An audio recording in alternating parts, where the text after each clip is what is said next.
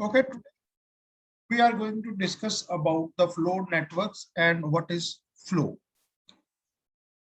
For this, we are in later stage, we are going to discuss the Ford-Ferguson algorithm for finding the maximum flow and also discuss how we can compute the min cut for a given graph. So before we go into the detail of what is max flow or the maximum flow and the min cut, we need to understand what is the meaning of flow networks.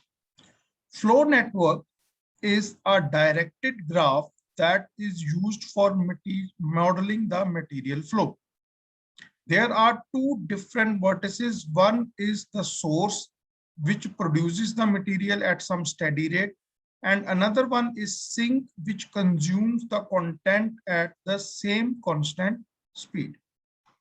There won't be a difference between how much the source is producing and how much the consumer is consuming. But there may be a difference in their capacity. Source may be able to have the capacity to send more than what the receiver can receive. But the maximum flow within a flow network restricts it that you cannot send more than what the receiver can receive.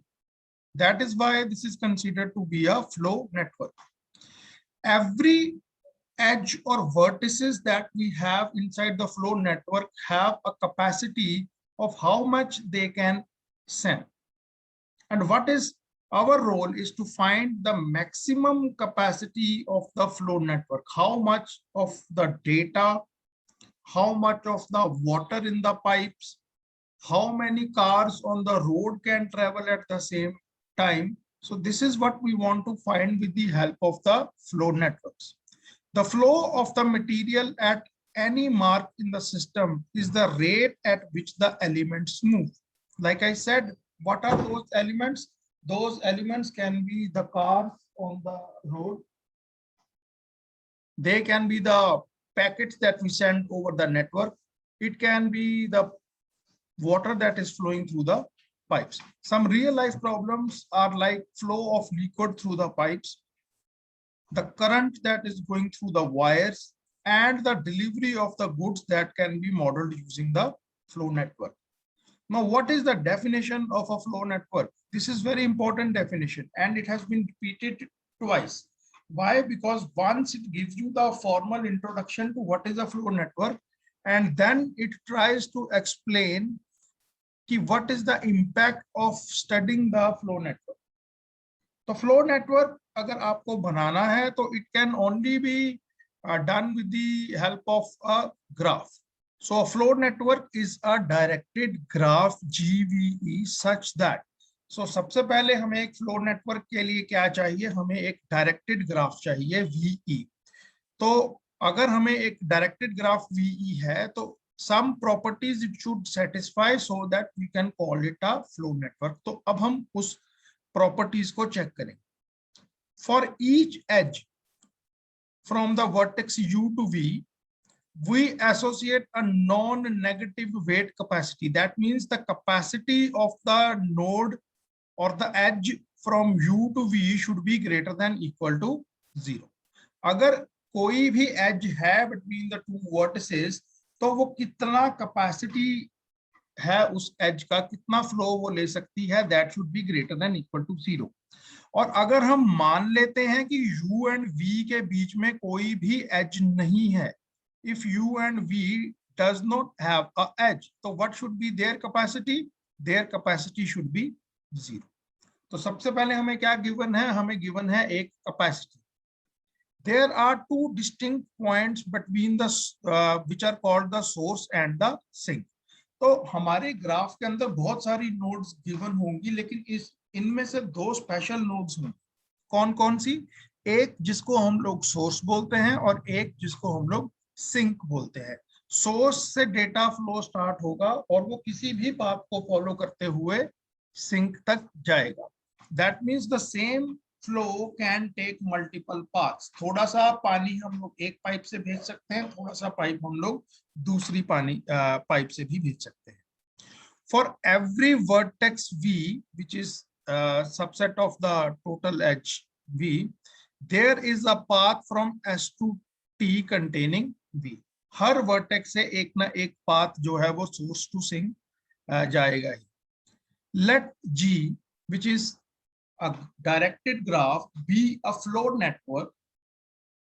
Let S be the source. So हम लोग source को कैसे denote करेंगे? S से, और sink को कैसे denote करेंगे? T से. और हमारा फ्लो कहां से कहां जाएगा? हमारा फ्लो S to T जाएगा. A flow in G is a real valued function such that the following properties hold. तो मैंने आपको बता दिया है कि फ्लो नेटवर्क क्या होता है. फ्लो नेटवर्क एक नॉन नेगेटिव वेट कैपेसिटी वाला डायरेक्टेड ग्राफ होता है जिसमें एस होता है और एक टी होता है.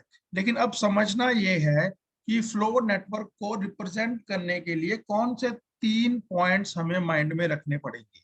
पहली चीज, जब भी आप कोई एक फ्लो नेटवर्क बनाते हैं, and for all U to V, ठीक है, यानी अगर कोई भी एज आपकी U to V जाती है तो उसकी पहली प्रॉपर्टी ये है that the flow from U to V should be less than equal to the capacity of U to V. क्या ये बात आपको समझ में आई? Let us say कि अगर आपके दो वर्टिसेस आपस में कनेक्टेड हैं और उनकी कैपेसिटी क्या है, what is the maximum that can flow from this edge? Let us suppose that is 12. तो आप किसी भी हालत में 12 से ज्यादा अमाउंट का मटेरियल उस एज में से फ्लो नहीं कर सकते हैं. तो दैट मींस जो भी आपकी कैपेसिटी है, जो एक्चुअल फ्लो है, या तो वो उसके बराबर होगा या उससे कम होगा.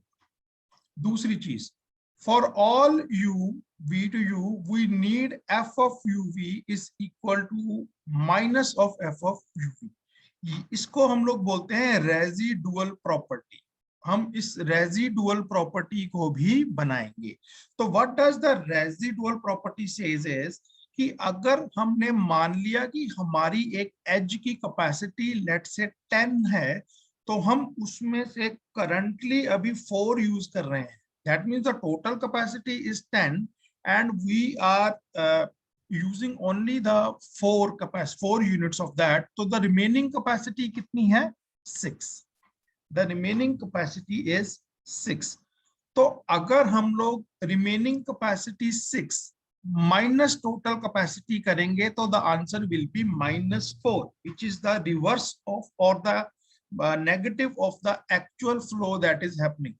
तो हम लोग एक edge उल्टा लगाएंगे from V to U showing -4 कि हम कितनी कैपेसिटी यूज कर रहे हैं. The last and the most important property is flow conservation. For all U that belongs to V, the total you can say in degree is minus of ST.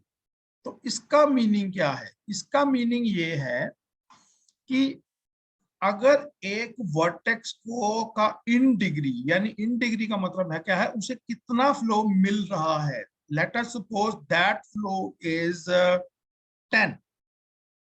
तो what should be the outflow of that edge? That should also be equal to 10. ऐसा नहीं हो सकता है कि किसी भी एक वर्टेक्स को पीछे से इनफ्लो 10 आ रहा है और वो आगे 8 पास कर रहा है या 12 पास कर रहा है. जितना उसको इन आएगा उतना ही उसका आउट होगा. तो in degree and out degree of every vertex will be 0. The quantity f of uv जो मैंने आपको बताया, this is called the amount of flow from u to v which can be positive or negative is known as the net flow from vertex u to v. अब भाई flow तो negative हो ही नहीं सकता है, लेकिन फिर भी उन्होंने यहाँ पर लिखा है विच कैन बी पॉजिटिव और नेगेटिव. ये क्यों लिखा है? क्योंकि जैसा मैंने बताया कि इसकी रेजिडुअल प्रॉपर्टी है कि जितना फ्लो आगे जा रहा है उतना ही फ्लो हम पीछे को रिवर्स में शो करते हैं, so that it shows the negative flow. Negative flow हम लोग इसलिए शो करते हैं क्योंकि कई बार अगर हमने जो पाथ सिलेक्ट किया है, अगर वो पाथ हमें बाद में ठीक नहीं लगा तो हम लोग उसको रिवर्स कर सकते. तो मैक्सिमम फ्लो प्रॉब्लम क्या है? हम फ्लो नेटवर्क को पढ़ेंगे, लेकिन उसकी एक प्रॉब्लम क्या है, प्रॉब्लम इन द सेंस कि वो किस प्रॉब्लम के लिए यूज किया जाता है, that is called the maximum flow problem. That is for a given flow network G. अगर हमें कोई भी डायरेक्टेड ग्राफ जी दिया गया है जिसकी सभी एजेस के ऊपर कैपेसिटी असाइंड है and there are two special nodes called source and sink. तो for any given flow network G, what we wish to find is the maximum flow that can happen from S to T. और अभी हमें कोई जल्दी नहीं है, we are going back to these three properties of what is a flow network. शायद आपको समझ में आई हो या थोड़ा सा कंफ्यूजन हो, तो उसके लिए what we are going to do is we are going to go back to these three properties and try and understand what is the benefit of that.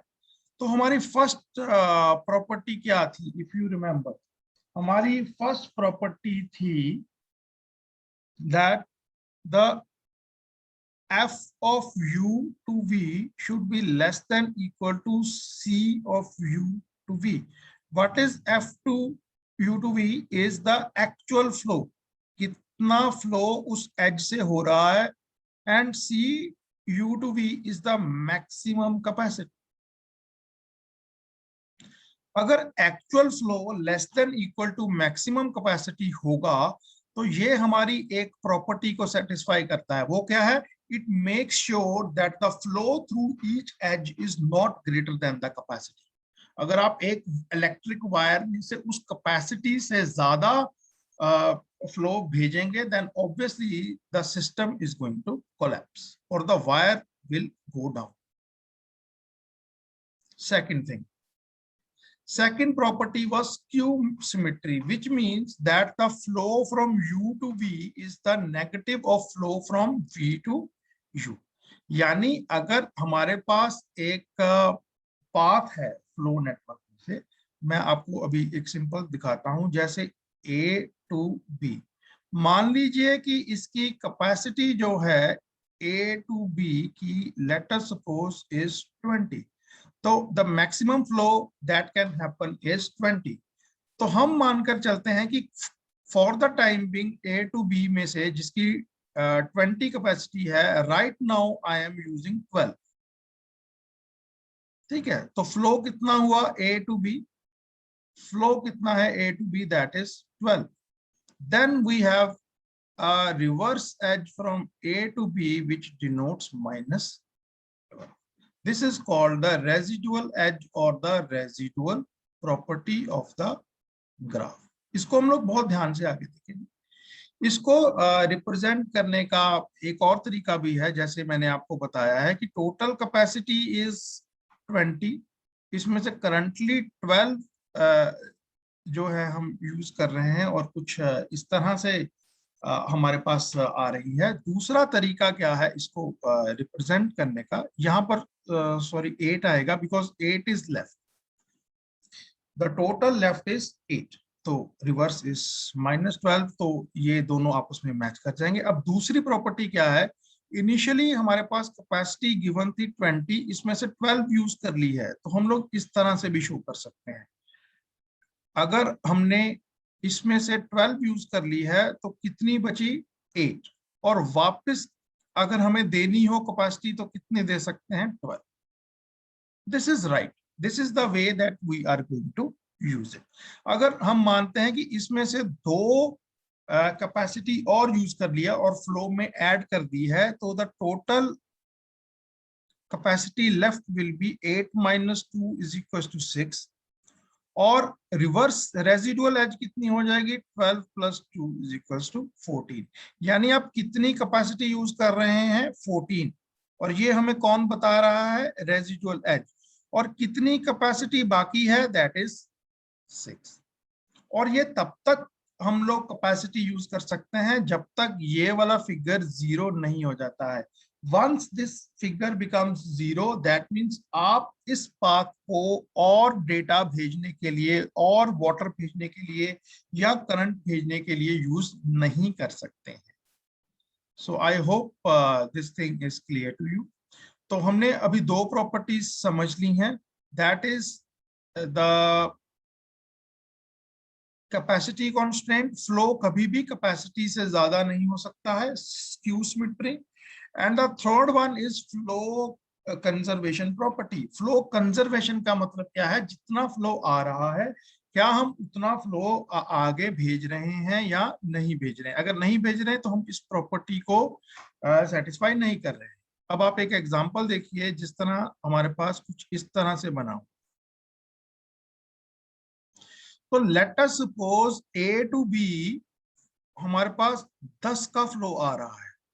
तो what is the in degree of B, what is the in degree of B, B की in degree कितनी है, B की in degree है 10।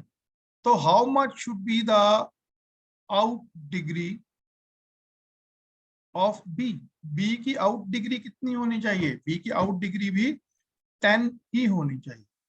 अब वो कैसे हो सकती है, या तो आप सारा का 10 का 10 मान लीजिए, जब हम सॉल्यूशन दे रहे हैं वो बी टू सी चला जाए, या सारा का सारा 10 जो है वो बी टू डी चला जाए, या दोनों में मिक्सचर का सॉल्यूशन आ रहा है, यानी यहाँ पर 6 जा रहा है और यहाँ पर 4 जा रहा है। ये डिपेंड करेगा आपके सॉल्यूशन के ऊपर।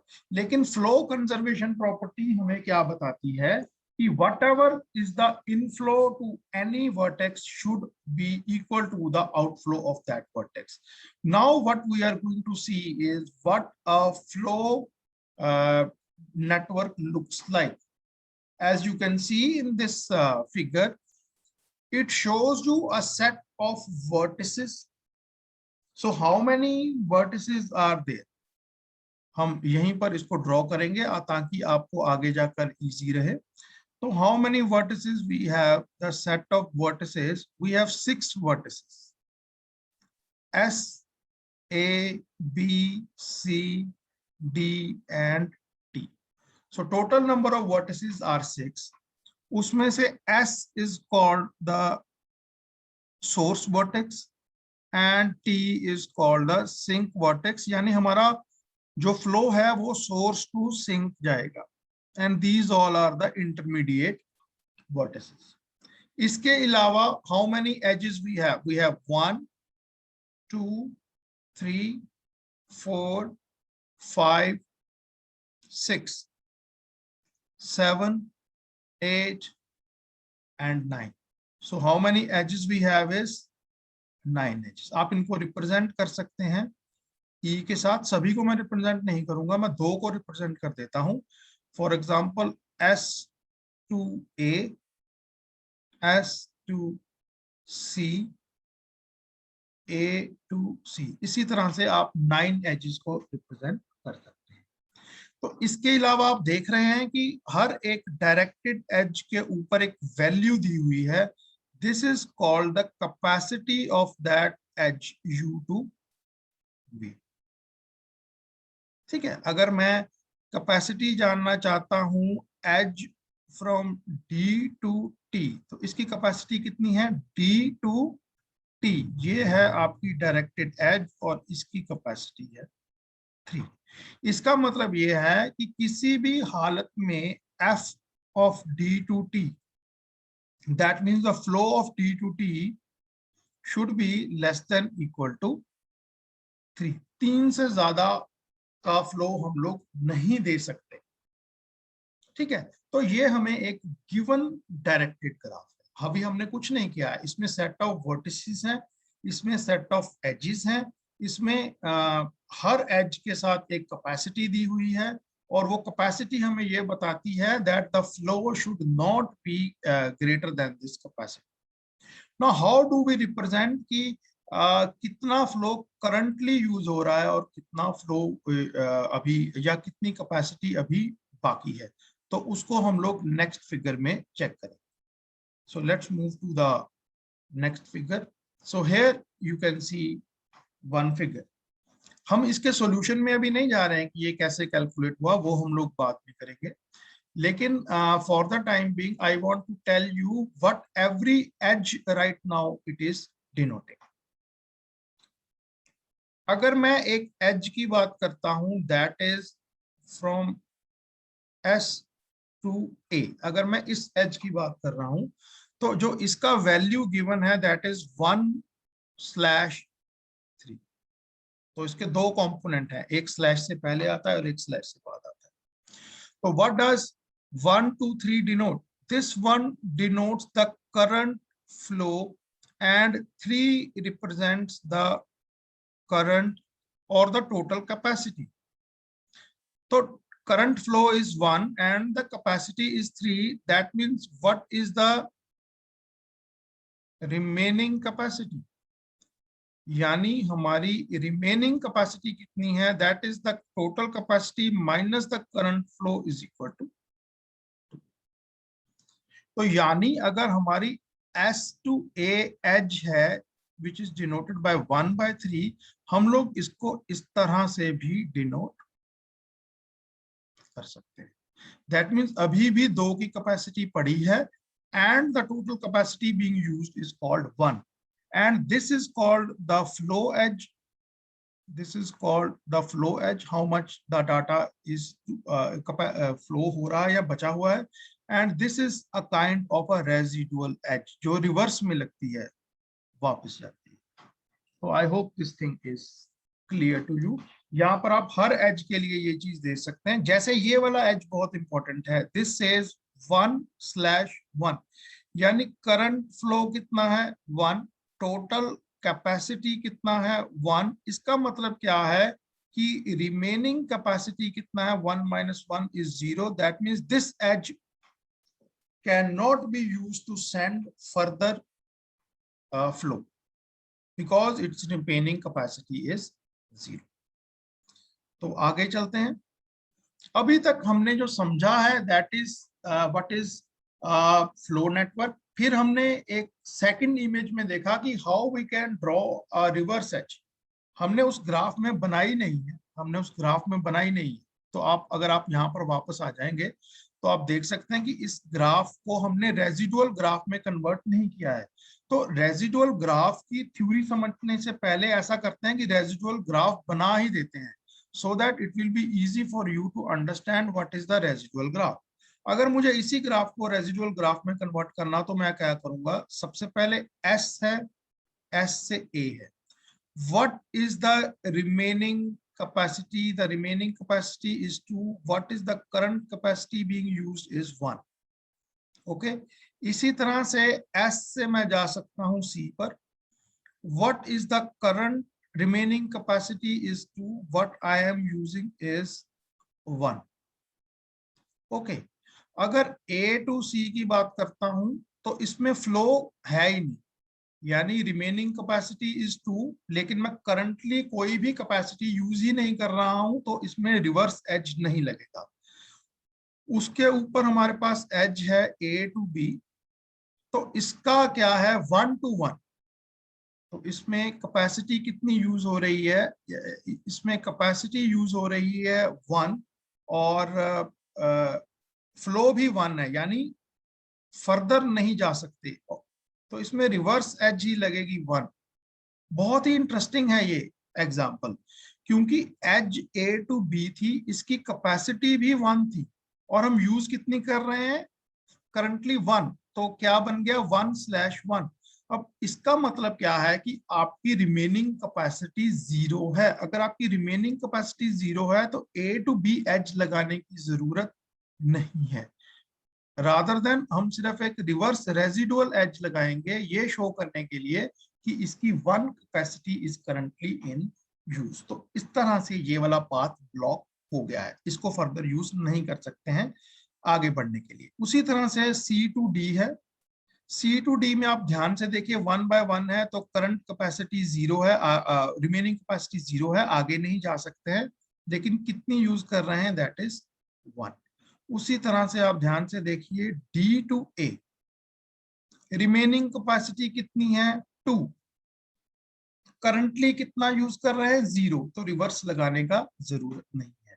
इसी तरह से आप कंटिन्यू करेंगे तो what you will get is the residual graph. Residual graph क्या है? A residual graph is one which consists of residual edges and the residual edges जो होती हैं वो रिवर्स में लगाई जाती है। जैसे हमारी एक सिंपल फ्लो एज होती है U टू V, उसी तरह से एक रेजिडुअल एज होती है V टू U, रिवर्स में। जो फ्लो है वो बताती है करंट फ्लो, या इसको हम लोग बोल सकते हैं remaining flow, not the current flow but the remaining capacity, and this is showing the current flow. I hope this thing is clear. It will be more clearer as we proceed further. So let's move further and see what we are discussing right now is what is a residual graph. Now it will be easy for you to understand what is a residual graph. Residual graph of a flow network, यानी हमें given है flow network and what we are suppose to construct is the residual graph, यानी residual graph ही हमें हमारा final answer बताएगा। तो what is a residual graph? Is a graph which indicates the additional possible flow. Residual graph से हमें पता चलता है कि जितना फ्लो करंटली हम लोग भेज रहे हैं हमारे नेटवर्क में से, उसमें से और पॉसिबिलिटी है कि नहीं है फ्लो को भेजने की। तो वो कैसे पता चलता है? If there exists a path from source to sink in the residual graph, जो हम ग्राफ बना रहे हैं रेजिडुअल ग्राफ, अगर अभी भी कोई भी पाथ एग्जिस्ट करता है from source to sink, that means still we can send more flow, and if there is no path left, that means the maximum capacity of the flow network has been achieved. So how do we know that? If there is a path from source to sink in residual graph, then there is a possibility to add the flow. Every edge of a residual graph has a value called the residual capacity. What is the residual capacity? Which is equal to the original capacity of the edge minus the current flow. ठीक है, जितना भी current जा रहा है और original है उसका जो हम माइनस कर देते हैं, तो we get the residual capacity, and the residual capacity is basically the current capacity of the edge. I hope it is clear. Let us now talk about implementation details. Residual capacity is zero if there is no edge between the two vertices of the residual graph. Obviously, if there is no edge, then the residual capacity will be zero. We can initialize the residual graph as original path as there is no inflow. Original graph is equal to residual graph because nothing is happening, and the initial residual capacity is equal to the original capacity. That is also true. तो हमने करना क्या है? Then based upon some algorithm, that is we can either do breadth first search or we can think of the DFS. What we are supposed to do is we are supposed to compute the augmenting path. Augmenting path is basically nothing but to check whether there exists a path from source to sink, so that we can send the further flow. If there do not exist any augmenting paths, that means we have reached the maximum flow.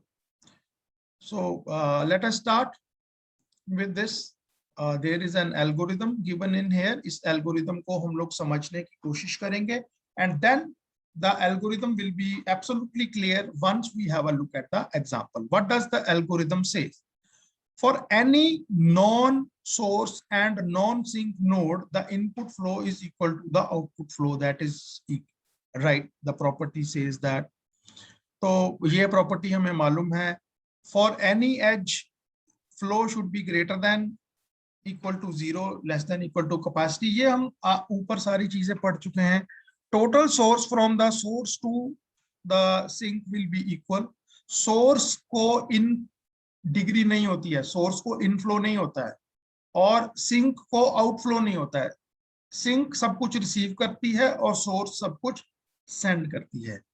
ठीक है, तो हर as में जितना flow भेज रहे हैं उतना ही उसका रिवर्स होगा. ठीक है, and the difference between the in and out will be 0. Now let us define what is maximum flow. It is defined as the maximum amount of flow that the network would allow to flow. It can have multiple paths. Then there is an algorithm by the Ford Fulkerson. What does it say? Initialize the flow in all the edges equal to 0. Initially आपकी किसी भी edge में किसी भी तरह का flow नहीं होगा. फिर हम लोग तब तक इस प्रोसेस को रिपीट करेंगे जब तक कोई ना कोई augmenting path between S2C in the residual graph exist करता है. If you find such path then augment the flow between S2T. Augment the flow का मतलब क्या है वो मैं आपको बता देता हूं.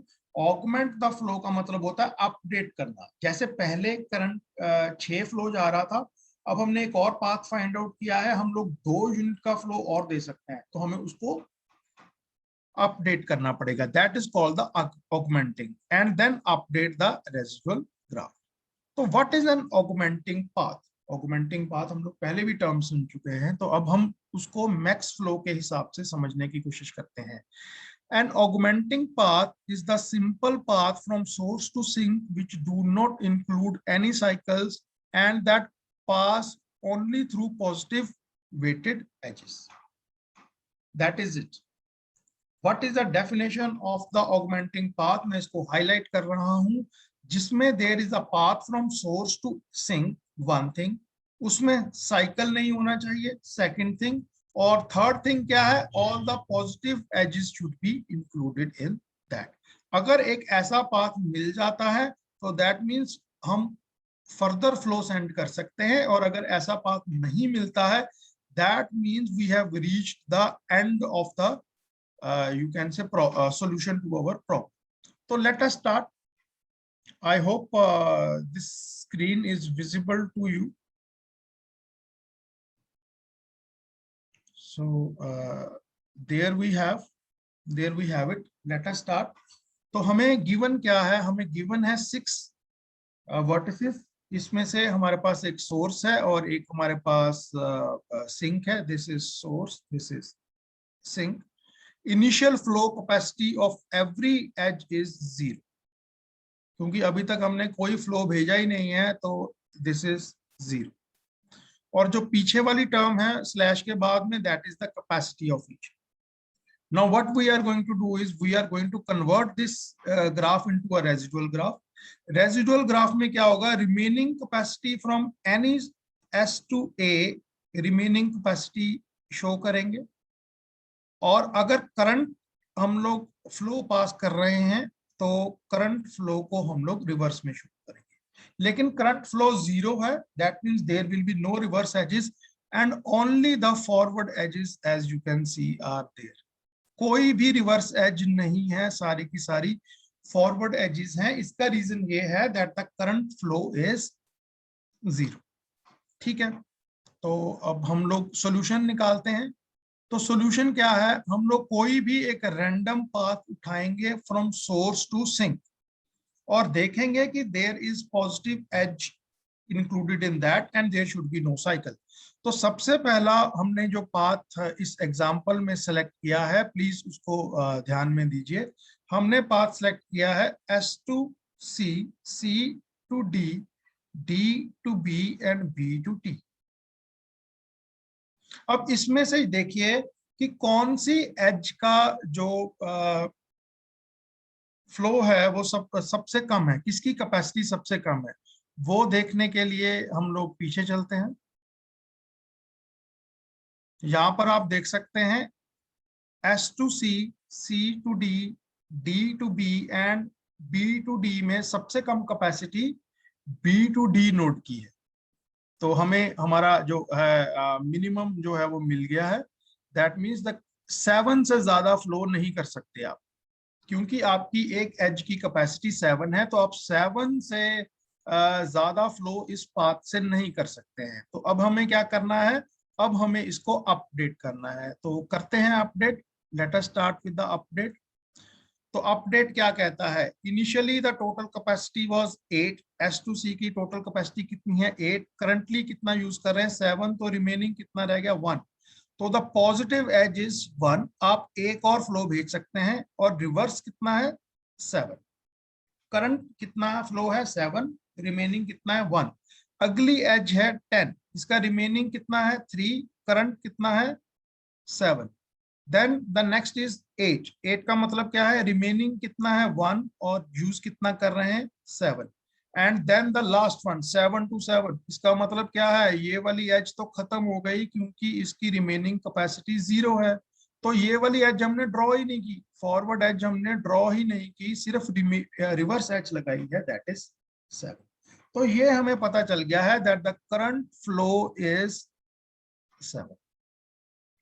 ठीक है, तो अब हम आगे चलते हैं। तो इसका नेक्स्ट पाथ क्या कोई अवेलेबल है, हम और डेटा जो है वो भेज सकते हैं, तो अब हम जल्दी से उसको देखते हैं कि क्या और पाथ एग्जिस्ट करता है या और फ्लो हम लोग दे सकते हैं या नहीं दे सकते हैं, अब हम उसको देखेंगे।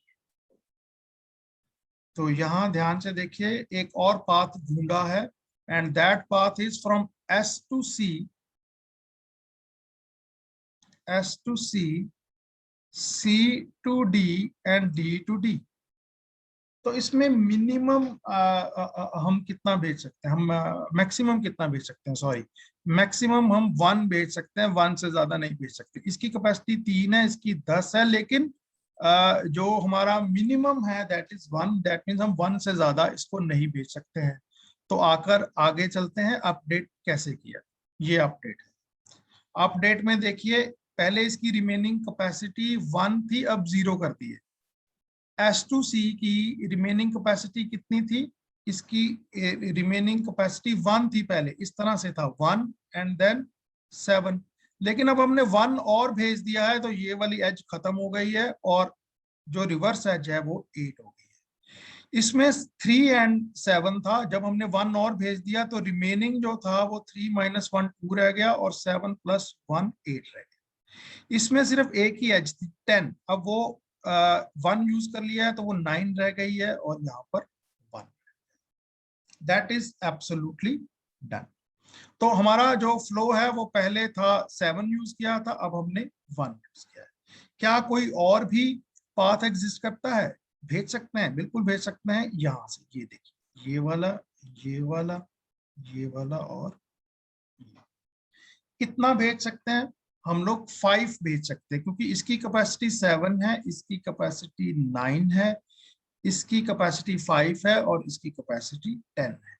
तो इसका मतलब क्या है, अगर मैं इसको अपडेट करता हूं तो इसका मतलब ये है कि ये वाला जो है 0 हो जाएगा, ये वाला 5 हो जाएगा, ये वाला 2 हो जाएगा और ये रिमेनिंग 4 हो जाएगा। तो टोटल कैपेसिटी पहले कितना भेज चुके हैं, 7 + 1 + 5। कोई और भी पाथ बचा है तो हाँ, एक ये वाला बचा है, एक ये वाला बचा है। तो इसमें मिनिमम कितना है 2, इसमें मिनिमम कितना है 2, तो ये 3 बच जाएगा, ये 0 हो जाएगा, ये भी 0 हो जाएगा और ये जो है वो 2 हो जाएगा। तो एक ये पाथ बन गया, तो कितना बन गया यहाँ पर 2। इसके बाद कोई भी पाथ नहीं बचेगा, तो टोटल मैक्सिमम फ्लो इज 50। और आपको बस पाथ बताने हैं, कौन कौन से पाथ हमने यूज किए हैं जिससे हमारा आंसर 50 आया। So with this we come to the end of this lecture. In this lecture we studied what is